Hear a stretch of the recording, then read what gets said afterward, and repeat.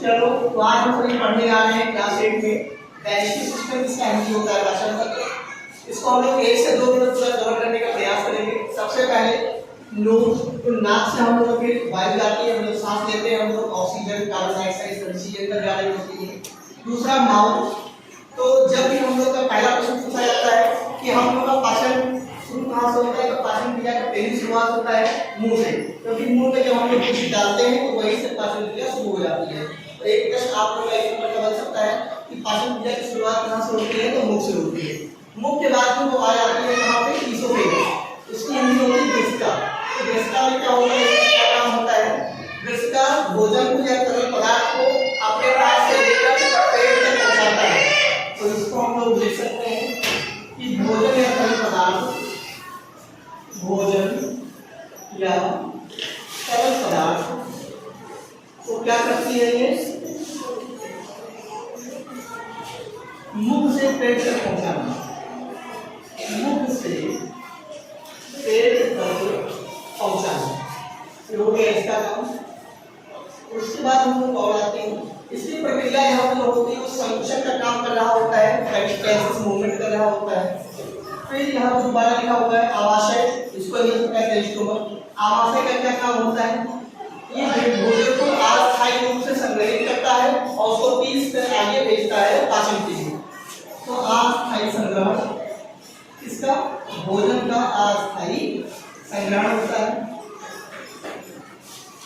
तो हम लोग ले सकते हैं अस्थायी संग्रहण और भोजन पीसना, मतलब भोजन को छोटा छोटा करना, भोजन पीसना, ये काम हो गया हम लोग का स्टमक का, मतलब आमाशय का। फिर तीसरा हम लोग आगे अग्नाशय।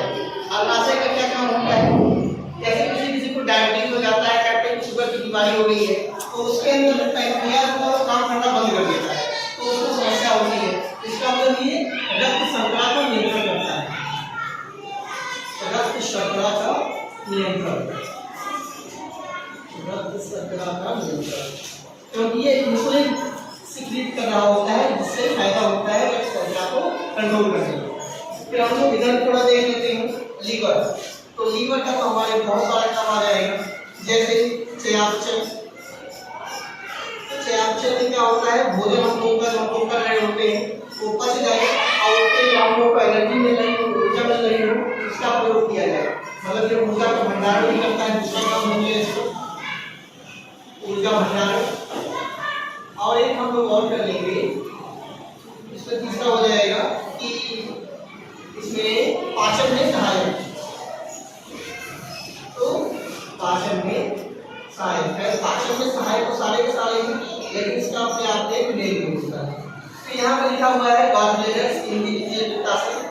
तो पित्ताशय क्या कर रहा होता है, ये पित्त निकालना होता है। पित्त को इंग्लिश में क्या कह देते हैं, बाइल जूस, इंग्लिश से कह देते हैं बाइल जूस, क्योंकि बाइल जूस का सिक्रीशन काफी इंपॉर्टेंट हो जाता है हमारी बॉडी के लिए। तो ये पित्त को क्या करता है, पित्त निकालता है। और फिर जैसे आ गया लार्ज इंटेस्टाइन, मतलब बड़ी आंत। तो बड़ी आंत का क्या काम होता है हम लोगों ने अंदर, तो बड़ी आंत से पहले हम लोग पढ़ेंगे छोटी आंत के बारे में। छोटी आंत तो ये भोजन को छोटे छोटे टुकड़ों में तोड़ती है, भोजन को टुकड़ों में करना, पहला काम हो गया इसका, टुकड़ों में करना। और क्या करना, यहाँ से जो पोषक तत्व निकलते हैं, पोषक तत्वों को अवशोषित करना, पोषक तत्व अवशोषण करना। तो बिल्कुल शॉर्ट में हम लोग करना है, और डीप में हम लोग बाद में अपना पढ़ेंगे पोषक तत्व का अवशोषण होता है। और उसके बाद जो गंदगी होती है, गंदगी को और आगे भेजना। तो हम छोटा सा उदाहरण लेते हैं, गंदगी को आगे भेजना, गंदगी को आगे भेजना।